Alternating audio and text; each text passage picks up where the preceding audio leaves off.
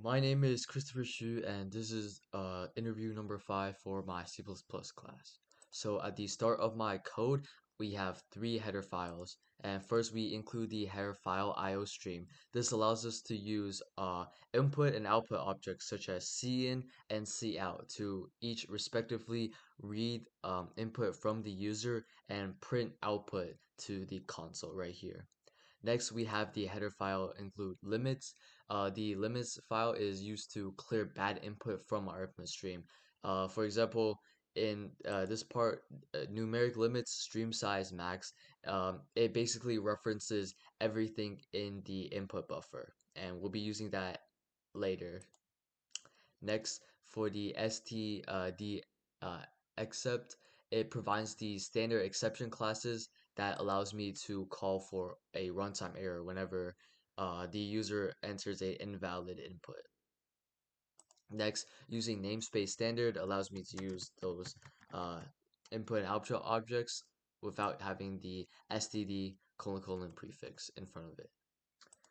Now for my first function, read number is returns a double and accepts a constant string parameter called prompt. So what we do is just print out the prompt and then instantiate a value of type double.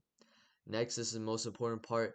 If not sin accepting value, what this does is whenever you type in a value in the buffer, if it does not match the value, like match value, let's say you type in a string, then we run these parts.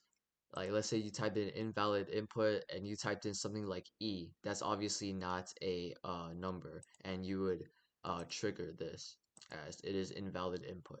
Next, we go to sin.clear, which basically clears the buffer of all error messages, and then so it clears the buffer of all error messages, so we can implement our own runtime error here. Next, we have sin.ignore. As I said before, this uses the limits header file, numeric limits stream size max. All it does is basically encompass the entire buffer. Like let's say we typed in E right here, then we delete. Then what we do is clear the buffer. Let's say we typed in E, then this would delete E in the stream buffer, and we have the delimiter of /n, a new line. Next, we just throw a runtime error. As we can tell here, all it does is print out invalid input, and we have to enter a number.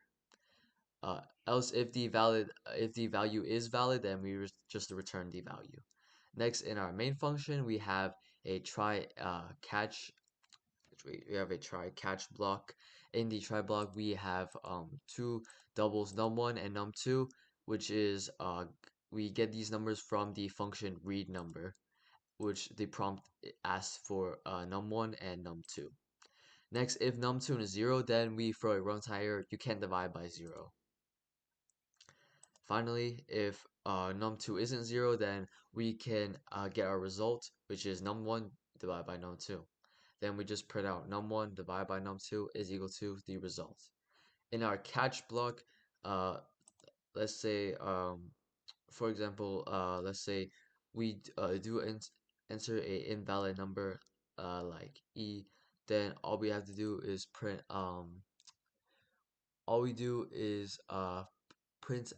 print out any exception handled inside the try block. So let's say we get an invalid input such as E, or division by 0 happens, then the e.what prints an error message instead of crashing the program, and return 0 for successful completion of our program. Example of it running. Let's say we type in like R right here, says invalid input. Let's try again. Num1, like let's say 7 and 0. Yeah, you can't divide by 0. I don't know why it looks like that.